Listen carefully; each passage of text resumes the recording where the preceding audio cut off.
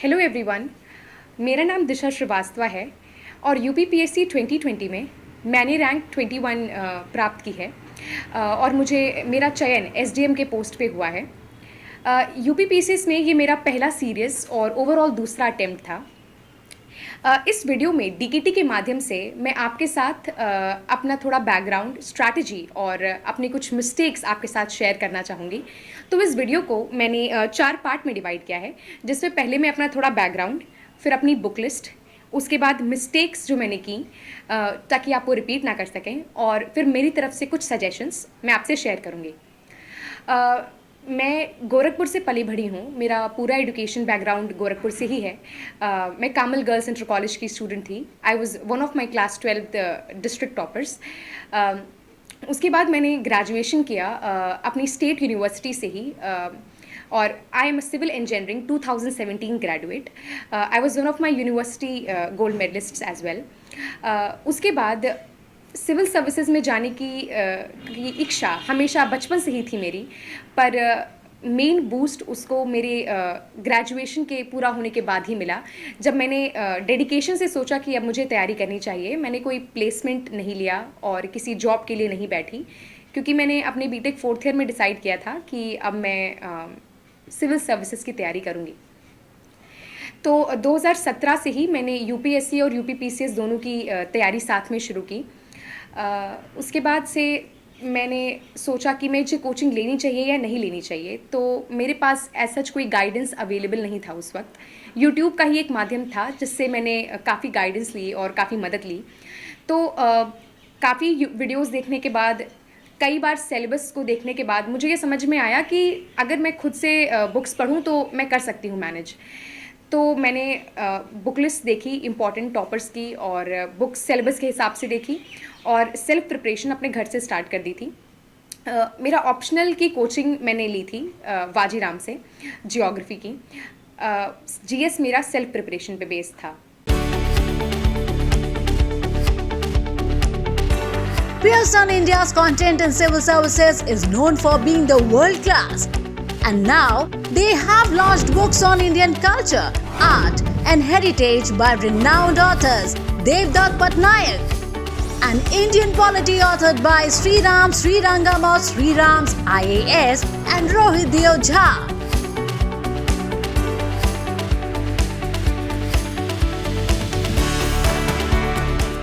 जब भी हम लोग सिविल सर्विसेज की तैयारी करते हैं तो हमें 3 पड़ावों से गुजरना पड़ता है। सबसे पहला हमारा प्रीलिम्स, दूसरा हमारा मेंस, और तीसरा हमारा इंटरव्यू का स्टेज। कई लोग इस बात से कंफ्यूज हो जाते हैं कि हम प्रीलिम्स की तैयारी करें कि मेंस की करें कि इंटरव्यू की करें। तो मैंने जो फॉलो किया मैं आपको बताना चाहूँगी। मैंने सिर्फ मेंस की प्रिपरेशन की, और जब प्रीलिम्स नज़दीक आया तो प्रीलिम्स ओरिएंटेड पढ़ाई की प्रॉपर्ली। तो ज़्यादातर इसकी प्रिपरेशन की तैयारी पूरी मेंस ओरिएंटेड ही होती है आपकी। तो मैं आपके साथ पहले बुक लिस्ट बताती हूँ अपनी, जो मैंने कंसल्ट की। हमारे मेंस का जो सिलेबस है अगर आप देखेंगे तो उसमें GS 1, 2, 3, 4 2 हमारे ऑप्शनल के पेपर, एक लैंग्वेज का हिंदी का पेपर, और हमारा एक एस्से का पेपर होता है। तो इसी के थ्रू हमें प्रिपरेशन करनी होती है। हमारा प्रीलिम्स का जो सिलेबस है वो एक तरीके से इसमें ही इनकलकेटेड है, कुछ अलग नहीं है। तो GS 1 के लिए सबसे पहले उसमें मॉडर्न हिस्ट्री के लिए मैंने सिर्फ स्पेक्ट्रम पढ़ी है। एंशंट और मेडिवल के लिए मैंने सतीश चंद्रा और तमिलनाडु एंशंट हिस्ट्री की बुक पढ़ी है। उसके बाद हमारे जियोग्राफी के लिए मैंने फंडामेंटल्स ऑफ जियोग्राफी और फिजिकल जियोग्राफी की बुक पढ़ी है, जो हमारी 11th और 12th की NCERTs हैं। उसके बाद हमारा जो वर्ल्ड हिस्ट्री है उसके लिए मैंने कुछ ऐसा अलग नहीं किया। मार्केट से मैंने वर्ल्ड हिस्ट्री का एक PDF लिया था और उसको ही पढ़ा था। उसके बाद हमारे GS 2 के लिए हमने जो मेरी लक्ष्मीकांत की बुक है पॉलिटी की, उसको ही पढ़ा। GS पेपर 3 ज़्यादातर कंटेम्प्रेरी है, तो उससे मैंने बेसिक्स जो इकोनॉमिक्स का है वो मैंने यूट्यूब के मृणाल के लेक्चर से कवर किया था, और एनवायरनमेंट के लिए मैंने शंकर की बुक पढ़ी थी। उसके बाद GS 4 के लिए मैंने ऐसा कोई बुक कंसल्ट नहीं की थी। कमिंग टू माय ऑप्शनल जो कि जियोग्राफी था, तो मैंने उसकी कोचिंग ली थी, तो उसके मैंने नोट्स कोचिंग के देखे थे अपने, और मार्केट से भी कुछ जो चीज़ें नहीं कवर्ड थी नोट्स में उन्हें देखा था। हिंदी के लिए मैंने एक सिर्फ नॉर्मल यूट्यूब वीडियो देखा था, और उससे ही मैंने हिंदी का प्रिपरेशन की थी पूरी। और एस्से का मैंने अलग से कुछ प्रिपरेशन नहीं की, मैंने सिर्फ उसको राइटिंग से कवर किया था, जो कि मैं अपनी वीडियो में आगे आपको भी इसको डिटेल में बताऊंगी। तो ये मेरी शॉर्ट बुक लिस्ट थी। अब अगर हम लोग बात करें कि बुक लिस्ट के बाद स्ट्रैटेजी क्या होती है, जो कि हमारा मेन गेम चेंजर है, जो कि हमें डिसाइड कराता है कि हम आगे कैसे अप्रोच करेंगे अपने तीनों स्टेजेस को। तो मैंने ये जो मेजर बुक्स मैंने आपको बताई, ये बुक्स वो बुक्स हैं जो कि क्रक्स हैं प्रिपरेशन का, और आपको इनका बार बार रिविजन करना है। लेकिन उसके पहले आपको एक बेस बनाना होता है अपना, कि आपको किस लेवल पे हैं आप प्रिपरेशन के। तो इन बुक्स के पहले जो हमारी ये मेजर बुक्स हैं, मैंने 6 से लेकर के 10 तक की भी एनसीईआरटीज़ पढ़ी थी सारी, और उनको सब एक दो बार गो थ्रू किया था। कोई ऐसे नोट्स नहीं बनाए, कोई ऐसा स्पेशल अटेंशन नहीं था उस पर, बट जस्ट मैंने उनको समझने के लिए कि हर सब्जेक्ट का मेरे पास एक बेस हो, उसके लिए मैंने वो सारी एनसीईआरटीज़ पढ़ी थी। जब भी मैंने प्रिपरेशन स्टार्ट की, तो जब 2017 के एंड तक पहुँचते पहुँचते मैंने अपने प्रिपरेशन का बहुत ही मेजर पार्ट आंसर राइटिंग को भी बनाया था। आंसर राइटिंग को मैं एक अलग सेक्शन में भी अच्छे से कवर करूँगी कि मैंने उसे कैसे अप्रोच किया।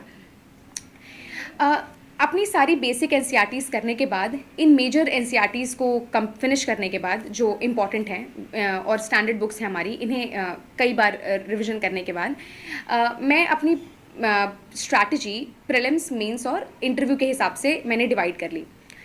जब प्रीलिम्स आता है, तो जो यही हमारी बुक्स हैं, जो मेजर बुक लिस्ट मैंने आपको बताई, इन बुक्स को ही आपको, सिंस यूपी पीसीएस का जो प्रीलिम्स है वो थोड़ा फैक्चुअल होता है, अभी ये वक्त के साथ थोड़ा एनालिटिकल होता जा रहा है, सिंस हम जानते हैं 2018 से सिलेबस में चेंज हुआ था, लेकिन अभी भी जो पेपर है हमारा काफ़ी हद तक ये फैक्चुअल बेस्ड है। तो मैंने ऐसा कुछ रटा नहीं कोई बुक, मैंने बस बहुत मल्टीपल रिविजन्स किए। जो मेरी बुक्स लिस्ट मैंने आपको बताई, जैसे पॉलिटी के लिए लक्ष्मीकांत, मॉडर्न हिस्ट्री के लिए स्पेक्ट्रम, और हमारी एंशिएंट और मेडिवल हिस्ट्री, हमारे एनवायरनमेंट के लिए शंकर की बुक, इनका मैंने बहुत बार रिविजन किया, बहुत बार मल्टीपल रिविजन किए। पहला पॉइंट ये। दूसरा, मैंने प्रीलिम्स के लिए 2 मॉक सीरीज़ लगाए मैंने प्रॉपर्ली, उनको लगाने के बाद उनका प्रॉपर रिव्यू किया, रिवीजन किया, और जो सल्यूशन आता है उसको भी कई बार मैंने रिवाइज किया। और उसके बाद थर्ड पॉइंट, प्रीलिम्स के लिए मैंने यूपी पीसीएस के करंट के लिए ऐसा कुछ अलग से नहीं किया था। यूट्यूब पे बहुत सारी करंट अफेयर्स की वीडियोस अवेलेबल थी, मैंने उनका ही बहुत बार रिवीजन किया था। तो प्रीलिम्स के लिए सिर्फ एक सजेशन दूंगी मैं कि अपनी बुक लिस्ट, अपनी बुक्स पढ़ने के बाद आपका, to qualify prelims there is only one key, that is multiple revisions. जितनी बार हो सके आप अपनी किताबों को रिवाइज करें, मॉक टेस्ट्स लगाएं, यही आपको प्रीलिम्स में सेल कराएगा, जो हमारा जीएस का पेपर होता है प्रीलिम्स का। दूसरा पेपर सीसैट जो था, उसके लिए मैंने कुछ खास नहीं किया था। उस पेपर में अगर आप चाहें तो आर एस अग्रवाल की किताब लगा सकते हैं, और इंग्लिश के लिए आप पैसेज वगैरह पढ़ सकते हैं, बट मैंने उसके लिए कोई खास तैयारी नहीं की थी। तो एक और सजेशन है प्रीलिम्स के लिए, जब पेपर देने जाएं तो काफ़ी कूल और काम माइंडसेट के साथ जाएं, किसी एक्सपेक्टेशन के साथ नहीं कि मुझे इतने क्वेश्चंस कर लेने हैं या मुझे इस अटेम्प्ट में निकाल लेना है, ऐसा कुछ नहीं। एक नॉर्मल काम माइंडसेट के साथ जाएं और अपने मैक्सिमम क्वेश्चंस अटेम्प्ट करने की कोशिश करें। कमिंग टूवर्ड्स मेंस, प्रीलिम्स के रिजल्ट के बाद मेंस तक में अराउंड 1.5 से 2 महीने का अंतर होता है आपके। तो अब मैंने बुक्स ऑलरेडी पढ़ रखी थी, तो मैंने बुक्स पढ़ना छोड़ा नहीं, मैं बुक्स पढ़ रही थी साथ साथ में ही। जो मेरी मेजर हमारी बुक्स हैं उनका बार बार रोज़ मैं रिवीजन कर रही थी, पर साथ में मैंने बेसिक सब्स्टिट्यूशन किया प्रीलिम्स और मेंस के बीच में, वो था मेरी आंसर राइटिंग का। मैंने रोज़ आंसर राइटिंग करना स्टार्ट किया। मैं ऑलरेडी 2017 से जब प्रिपरेशन शुरू की थी, जैसा कि मैंने आपको बताया, मैं आंसर राइटिंग काफ़ी रिग्रेसली कर रही थी। बहुत सारे ऑनलाइन प्लेटफॉर्म्स ऐसे अवेलेबल हैं जिसमें आप फ्री में आंसर लिख सकते हैं और आपके पीयर्स आपका आंसर रिव्यू कर सकते हैं। तो आप ये तो अप्रोच कर ही सकते हैं, साथ ही साथ अपने किसी फ्रेंड के साथ आप कोलैबोरेट कर सकते हैं कि आप लोग एक दूसरे का आंसर रिव्यू करें। तो answer writing is obviously the key when it comes to mains. जैसे प्रीलिम्स में मल्टीपल रिविजन्स हैं, तो प्रीलिम्स और मेंस के बीच में मैं और रिगरस आंसर राइटिंग करने लगी। मैं डेली आंसर लिखती थी और आंसर लिखने के बाद मैं रिव्यू करवाती थी अपने फ्रेंड्स से, और टाइम बाउंड आंसर लिखने की कोशिश करने लगी। सिंस आपको वहाँ पे मेंस के पेपर में 20 क्वेश्चंस होते हैं, आपको 3 घंटे में पूरा पेपर पूरा करना होता है। तो अब बस आपको यही देखना है कि आप किस तरीके से अपना टाइम मैनेज करते हैं उस पूरे ड्यूरेशन में, और अपने आंसर्स को सटीक तरीके से लिख पाते हैं। तो इसकी प्रैक्टिस मैंने काफ़ी की प्रीलिम्स और मेंस के बीच में। साथ ही साथ इन सब के साथ एक यूपी पीसीएस में इम्पॉर्टेंट क्वेश्चन होता है यूपी स्पेसिफिक का। मैंने सिंस यूपी पीसीएस के लिए ऐसे कोई डेडिकेटेड प्रिपरेशन कभी की नहीं। मैं सिविल सर्विसेज की प्रिपरेशन कर रही थी, तो यूपीएससी यूपी पीसीएस जब से एक हो गया सिलेबस, तो अलग से कुछ बहुत मैंने किया नहीं इसके लिए, चाहे वो प्रीलिम्स हो चाहे मेंस हो। तो मैंने इंटीग्रेटेड ही प्रिपरेशन की। तो यूपी स्पेसिफिक के लिए मैंने एक यूपी समग्र की एक बुक आती है, उसको मैंने रीड किया था। अब पूरा पढ़ नहीं सकते थे, तो जो इम्पॉर्टेंट हाइलाइट्स थे उनको मैंने गो थ्रू किया था। और यूट्यूब पे बहुत सारे वीडियोस देखे थे यूपी स्पेसिफिक रिलेटेड, तो ये हेल्पफुल रहे थे मेरे लिए। Now coming to the most important part, that is the current affairs. Current affairs के लिए मैंने सिर्फ एक सोर्स फॉलो किया है, वो है विजन को पिछले 2-2.5 सालों से मैं रोज़ अपनी बुक लिस्ट उनकी जो मंथली मैगज़ीन है वो पढ़ती आ रही हूँ रोज़। और मैंने बस एक वही सोर्स फॉलो किया प्रीलिम्स और मेंस दोनों के लिए, और कुछ अलग एक्स्ट्रा सोर्स मैंने नहीं देखा। तो प्रीलिम्स और मेंस के बीच में मैं रोज़ करंट का रिविजन और रोज़ आंसर राइटिंग, इस पर बहुत फोकस किया मैंने। GS 1, 2, 3, 4 तो बुक GS 1 तो हमारा स्टैटिक पोर्शन है। GS 2 जो है वो हमारा आपको पॉलिटी के साथ गवर्नेंस है, तो थोड़ा करंट का भी सब्स्टिट्यूशन आपको करना है उसमें। GS 3 का जो हमारा पेपर है वो most of the current affairs based है, तो उसके लिए आपको करंट अफेयर्स का अच्छा नॉलेज होना चाहिए, जो कि आप करंट अफेयर्स से ही सब्स्टिट्यूट कर सकते हैं। उसके बाद GS पेपर 4 के लिए मैंने स्पेसिफिकली कुछ ऐसी बुक नहीं अप्रोच की। सिलेबस को देखा, उसमें कीवर्ड्स देखे, उसके ही मैंने नोट्स बना लिए, उनका डेफिनेशन, उनका एग्जाम्पल साथ में लिखा, और कुछ सिविल सर्वेंट्स के इंपॉर्टेंट एग्जाम्पल लिख लिए। तो ये मेरे लिए काफ़ी हेल्पफुल साबित हुआ। Coming to the optional geography, मैंने उसके लिए कुछ खास अलग नहीं किया, बट जियोग्राफी का मेरा बस एक की था, जो था मेरा मल्टीपल रिविजन्स। मेरे कोचिंग के नोट्स को मैंने बहुत बार रिवाइज किया, और कोचिंग के नोट्स से ही अपने खुद के और स्मॉल नोट्स बना लिए। मतलब अब हमारे जियोग्राफी के 2 पेपर्स होते हैं। पहला हमारा जो है वो वर्ल्ड जियोग्राफी है, दूसरा हमारा इंडियन जियोग्राफी बेस्ड है। तो अब इंडियन जियोग्राफी का जो पेपर है वो काफ़ी हद तक अब कंटेम्प्रेरी और करंट अफेयर बेस्ड हो रखा है। तो आपको कोशिश करनी है उस पेपर में ज़्यादा से ज़्यादा आप करंट अफेयर्स के एग्जाम्पल्स दें, केस स्टडीज़ दें, डायग्राम्स दें। और GS पेपर 1 ऑप्शनल के पेपर 1 के लिए आपको कोशिश करनी है कि ज़्यादा से ज़्यादा आप उसमें अपना बेसिक स्ट्रॉन्ग रखें, तो वही की है। तो मैंने अपने नोट्स को मल्टीपल रिविजन किए, और जियोग्राफी के साथ के लिए मैंने केस स्टडीज़ की अलग से एक लिस्ट बनाई हुई थी, जो कि मैं जियोग्राफी में यूज़ कर सकती थी। बहुत सारे डायग्राम्स की प्रैक्टिस की मैंने, तो इसने मुझे जियोग्राफी में बहुत हेल्प किया। ऑल्सो जियोग्राफी की आंसर राइटिंग की मैंने, जो यूपी पीसीएस के प्रीवियस ईयर्स के क्वेश्चंस थे उनको मैंने अपने प्रीलिम्स और मेंस के बीच में उन्हीं की ही मैं आंसर राइटिंग करी थी जियोग्राफी के लिए। तो this also was helpful for me. Now coming to my essay paper. Essay के लिए मैंने कुछ भी तैयारी नहीं की, बस एक कोट्स का मैंने एक पेपर पे लिख लिया था सारे, तो मैं उसको जगह जगह यूज़ करती रहती थी। तो एसे सिर्फ प्रैक्टिस से मैंने किया, और मैंने 8 से 10 एसेज लिखे थे प्रीलिम्स और मेंस के बीच में, तो उसने मुझे काफ़ी हेल्प किया था टू इम्प्रूव। हिंदी के लिए जैसा कि मैंने बताया, मल्टीपल रिवीजन किया, यूट्यूब से कई सारे वीडियोस पढ़े थे, क्योंकि हिंदी बहुत स्कोरिंग सब्जेक्ट लोग कहते हैं यूपी पीसीएस में। तो उसको मैंने बहुत बार यूट्यूब से कई सारे आपको वीडियोस मिल जाएंगे, आप उसे लीजिए, लेकिन एक वीडियो को ही बहुत बार देखिए, ताकि वो जो ऑब्जेक्टिव चीज़ें आपको याद हो जाएं। तो ये हमारा हिंदी का मेरी स्ट्रैटेजी थी। इन सबके साथ मेंस का ओवरऑल ओवरव्यू हमारा इज़ आंसर राइटिंग का रिगरस प्रैक्टिस, और साथ में उसका रिव्यू करते रहिए, टाइम बाउंड लिखने की कोशिश कीजिए, और दूसरी इम्पॉर्टेंट चीज़ हमारी करंट अफेयर। ज़्यादा से ज़्यादा आंसर्स आप अपने करंट अफेयर्स रखिए, करंट अफेयर्स अप्रोच रखिए उनका। अगर हम लोग आंसर राइटिंग के लिए स्पेसिफिकली बात करें, तो जो आंसर राइटिंग है उसमें एक आंसर में सबसे इम्पॉर्टेंट एलिमेंट्स आपके क्या होते हैं कि आपका आंसर एक पॉजिटिव अप्रोच के साथ हो, फॉरवर्ड लुकिंग हो, सॉल्यूशंस आपने साथ में दिए हों। बीइंग अ डिप्लोमैट आप कोई भी सिचुएशन कैसे हैंडल करते हैं और किस तरीके से उस पर काम करते हैं, that is what an examiner wants to know at the point of time. तो कोई भी आंसर आपको कभी नेगेटिव अप्रोच के साथ या फिर एक बहुत ही बैकवर्ड लुकिंग और बहुत ही क्रिटिसाइजिंग वे में नहीं देना है। एक बहुत ही मिडिल पाथ लेते हुए एक बैलेंस्ड आंसर लिखना है आपको किसी भी क्वेश्चन का, तो वो ज़रूर आपको हेल्प करेगा आंसर राइटिंग में। So this was about my prelims. Mains का मैंने आपको बताया, सारे पेपर्स का मैंने कैसे अप्रोच किया, करंट अफेयर्स का बताया, बार बार रिवीजन किया करंट अफेयर्स के एक ही सोर्स को करंट अफेयर्स के लिए, और आंसर राइटिंग के लिए मैंने किस तरीके से किया। आफ्टर माई मेंस, मेरे मेंस के रिज़ल्ट में और मेरे इंटरव्यू के बीच में कुछ 10 से 12 दिन का सिर्फ अंतर था, तो ज़्यादा वक्त मुझे मिला नहीं था, तो ऐसा कुछ बहुत अलग एक्सेप्शनल तैयारी नहीं की थी मैंने इंटरव्यू की। मुझे ऐसा लगता है कि इंटरव्यू की तैयारी ऐसी कुछ बहुत अलग होती भी नहीं है। जब आप प्रिपरेशन शुरू करते हैं और जर्नी में जाते हैं तो आपको खुद ही समझ में आपकी पर्सनालिटी फ्रेम होने लगती है। वैसे आप इश्यूज़ को क्रिटिकली और रेशनली, इमोशनली, इंटेलिजेंटली आप उसको एनालाइज करने लगते हैं। तो आई गेस मैंने सबसे इम्पॉर्टेंट चीज़ जो इंटरव्यू के लिए की वो थी कि थोड़ा यूपी स्पेसिफिक चीज़ें पढ़ी, जिसमें मैंने यूपी गवर्नमेंट की साइट और मेरे डिस्ट्रिक्ट गोरखपुर की साइट को मैंने प्रॉपर्ली रीड किया। सिंस कोई क्वेश्चन उसे पूछा नहीं गया मेरा, बट स्टिल मैंने रीड किया उसे।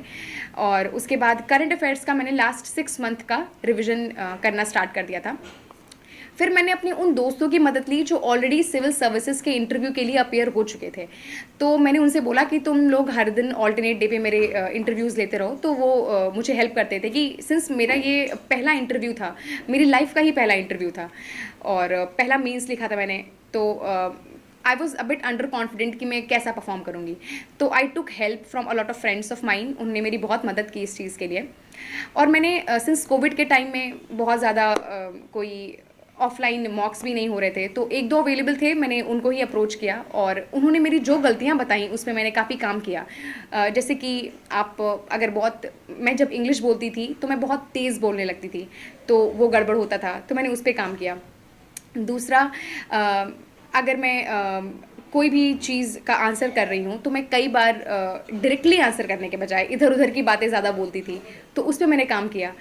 तो मैंने वर्क बहुत किया अपने पर्सनालिटी को के न्यूएंसेस को इम्प्रूव करने के लिए, but it went well. Interview के दिन मैं अपनी पहली कैंडिडेट थी और दिन भर की, और मेरा इंटरव्यू भी बहुत लंबा चला था और उन्होंने मुझसे इंटरव्यू में बहुत ग्रेजुएशन रिलेटेड क्वेश्चंस पूछे थे जिसका मैं बहुत आंसर नहीं कर पाई थी। तो जो नहीं आ रहा था उसको मैं साफ कह दे रही थी कि sorry sir, I don't know, और जो आ रहा था जिन क्वेश्चंस का आंसर मैं उसको रिप्लाई कर रही थी।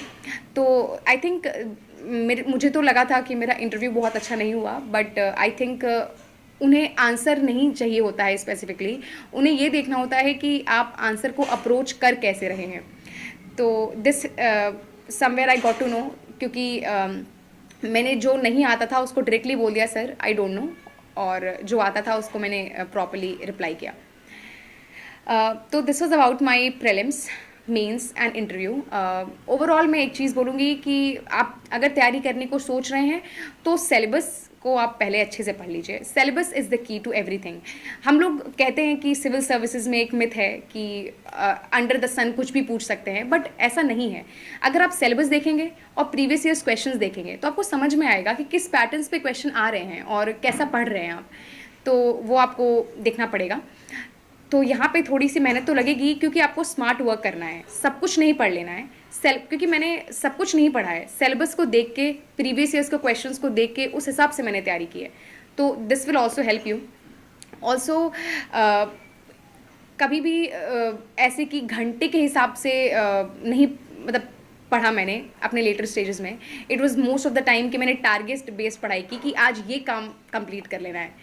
तो आप ऐसे ही तैयारी कीजिए। मेंस को ज़्यादा आप अप्रोच कीजिए जब आप तैयारी शुरू कर रहे हैं, तो मेंस का सिलेबस निकालिए और जब प्रीलिम्स पास आए तो प्रीलिम्स ओरिएंटेड आप हो जाइए थोड़ा।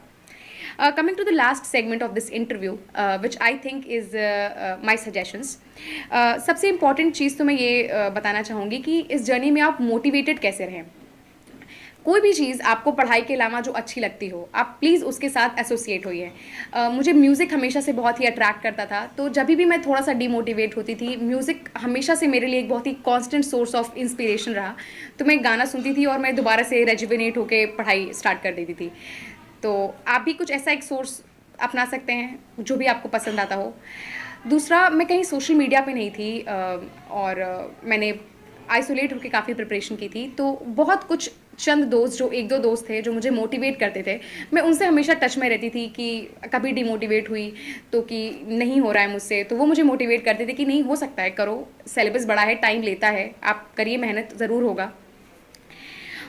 सबसे इम्पॉर्टेंट चीज़ जो मैंने मेरी एक मेजर मिस्टेक थी, जो कि मैं मिस्टेक्स में कवर करना था मुझे, कि मैंने शुरुआत के दिनों में एक टाइम बेस्ड पढ़ाई की रेदर देन टारगेट बेस्ड. मेरा टारगेट रहता था कि मैं 17-18 घंटे पढ़ लूँ और 16-17 घंटे पढ़ूँ, तो ये मेरा प्रिपरेशन अच्छी हो रही है. बट ये मेरा एक मेजर मिस्टेक था, जो कि मैंने लेटर स्टेजेस में रियलाइज़ किया कि आई डोंट थिंक कि पढ़ाई कभी टाइम बेस्ड होती है. It's about the target based studies, कि आप टारगेट डिसाइड करें कि आपको उस दिन वो कंप्लीट करना है. तो क्वांटिटी से ज़्यादा आपको क्वालिटी पे फोकस करना है. तो ये एक मेजर मिस्टेक थी मेरी, जिसको मैंने बाद में अमेंड किया. दूसरा, नोट्स मेकिंग में मैंने एक मिस्टेक की थी. जब मैंने शुरुआत में प्रिपरेशन स्टार्ट की थी, तो मैंने पहली ही रीडिंग के बाद से ही अपने कुछ NCERTs के नोट्स बनाने लगी थी मैं. तो this was not very helpful, क्योंकि मैं पूरी बुक ही लिख दे रही थी नोट्स में. तो मैंने बाद में रियलाइज़ किया कि 1, 2, 3 रीडिंग के बाद अगर आप नोट्स बनाएं तो नोट्स ज़्यादा क्रिस्प और अच्छे बनते हैं. तो नोट्स बनाने का एक ही टारगेट होना चाहिए कि नोट्स जो हैं आपके बहुत ही क्रिस्प बने, ताकि आप एग्ज़ाम के पहले उसको रिवाइज़ कर सकें. तो जब भी नोट्स बनाएं तो सोचें जितना छोटा बने नोट्स उतना अच्छा है. So these were my 2 major mistakes which I think कि आप लोग अमेंड कर सकते हैं अपने प्रिपरेशन में. इस प्रिपरेशन के लिए डेडिकेशन और कंसिस्टेंसी तो डेफिनेटली चाहिए, इसमें तो कोई दो राय नहीं है. लेकिन बहुत स्ट्रेस और प्रेशर में नहीं आना है. आप आराम से करिए, सोचिए कि प्रिपरेशन एक लंबा टाइम है, अपनी मेंटल हेल्थ को आप प्रायोरिटाइज़ करिए और आराम से प्रिपरेशन करिए, लेकिन अपना बेस्ट दीजिए. आपका टारगेट अपना बेस्ट देना होना चाहिए, ना कि मुझे इस अटेम्प्ट में क्लियर कर लेना है. तो this will definitely help you. साथ ही साथ आप कुछ अच्छी हॉबीज़ रख सकते हैं अपने साथ, जैसे कि मेरे साथ मेडिटेशन था, जिसने मुझे बहुत इवॉल्व होने में हेल्प की, एक काम माइंडसेट के साथ चीज़ों को अप्रोच करने में हेल्प किया. तो आप कोई भी ऐसा एक करिकुलर अपने साथ रख सकते हैं, beat dance, yoga, exercise, running, जो कि डेफिनेटली आपको हेल्प करेगा और आपको एक मोरल बूस्ट करेगा. उसके बाद इम्पॉर्टेंट लोगों के साथ टच में रहिए और उनसे हेल्प लीजिए. अपनी फैमिली का सपोर्ट बहुत इम्पॉर्टेंट है. कुछ भी कहिए, अगर फैमिली का सपोर्ट नहीं है तो आप एक तरीके से मेंटली स्टेबल नहीं रहते हैं. तो अपनी फैमिली से भी शेयर कीजिए अपनी प्रॉब्लम्स. और जब भी आप डिमोटिवेट हों, आस्क योरसेल्फ कि why did you start this preparation. And demotivation is very common, सभी को होता है. मैं हर सेकेंड थर्ड डे डिमोटिवेट हो जाती थी, बट आई थॉट कि I should not give up, because I have started this preparation for a right cause, और मुझे इसलिए इसको करना चाहिए आगे. तो I think this was all about my strategy, mistakes and suggestions.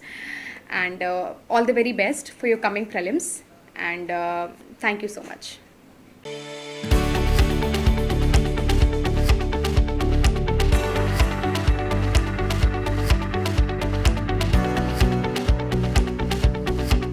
Millions of aspirants across the country prepare for civil services every year. As many as 8 lakh students appeared for the civil services exam in 2019, which is considered the most widely taken exam in the country. Pearson India's content in civil services is known for being the world class. And now they have launched books on Indian culture, art and heritage by renowned authors Devdutt Pattanayak, an Indian polity authored by Sriram Srirangam of Sriram's IAS and Rohit Dev Jha. 25 years ago, I had given a UPSC exam. I had gone through it, and I got through, but I didn't do very well in my interview. And the question related to heritage and tradition, and it has always bothered me. So I said, this is an opportunity to right the wrong. Because why could I not answer the question properly is because it was not clearly explained to me. And I said, okay, let me, at least as a responsible citizen of our country, put together a book that will make things simple and easy. And that was the reason I did it. And really, culture and mythology have a very close relationship. Mythology is more abstract, culture is more concrete. They are like sort of two sides of the same coin. So I focused more on the abstract aspects. I enjoyed, and I realized I was not paying attention to the material aspects of the culture. And that happened around the same time. My friends who are experts in museum craft and experts in museums were telling us how they struggle to get information out to young people. So, all came together, and this was a great opportunity for me to also streamline my thoughts. So I took the opportunity, and it took some time, but it did. Another book titled Indian Polity, authored by Sriram Srirangam and Rohit Dio Jha, covers important chapters on the Indian Constitution, its sources and amendments, directive principles of state policy, fundamental rights and duties, and acts related to it, election commission and schedules. Given the fact that polity has significant weightage in the exam, it can make or break your progress. So it matters quite a bit that we are, in tune with the changes. My idea, dream, desire, whatever, is to make my students feel utterly comfortable with the book. Lectures are there to back it up. Q&A is there. WhatsApp is there. Everything is there so that you are on track to making it. But the book should give you so much relief that you should dance and sing at the end of the day after finishing a chapter. Along with the new rich titles, Pearson India is offering an app both on Android and iOS, which will provide a blended learning experience to students and brings the learning content in an innovative bite-sized format, which will be made available to the aspirants on the daily basis. Pearson India is partnering with eminent content creators for this app and will be offering the resources free to the aspirants. The idea is digital first company in the education segment, keeping current pandemic challenges in the mind. Over the last 1 year, during the pandemic right through, like anyone else, we were also confronted with a lot of challenges in terms of how to deliver solutions, because schools were not working, institutes were not working, students were at home stuck, educators were not able to do face-to-face teaching, etc. So largely the online mode, but the challenge was, how do you still keep the learning curve intact? So whether it is K-12, the higher ed, test preparation is what we are focused on today, and professional educations. I think Pearson took this lead of creating this entire online ecosystem, and we're happy to share that across India, we were able to connect with more than 10,000 teachers through various online training interventions, workshops, webinars, etc., which actually greatly helped the teachers to deliver the process of learning to the students. So that was a great experience and learning for us, because we also had to sort of quickly develop this capability, imbibe and move forward. But if you look at specifically the test prep segment, I think apart from the postponement of the various cycles, etc., the real challenge was, how do you create capabilities and solutions for these high-stake exams, be it NEET or IIT, JEE, UPSC, through great content and something where you can also build in assessment solutions, mock tests, and good amount of preparation resources, so that the learners could take those exams being fully prepared. So this is yet another step in that direction. Very soon, both the books will be available for purchase on Amazon India.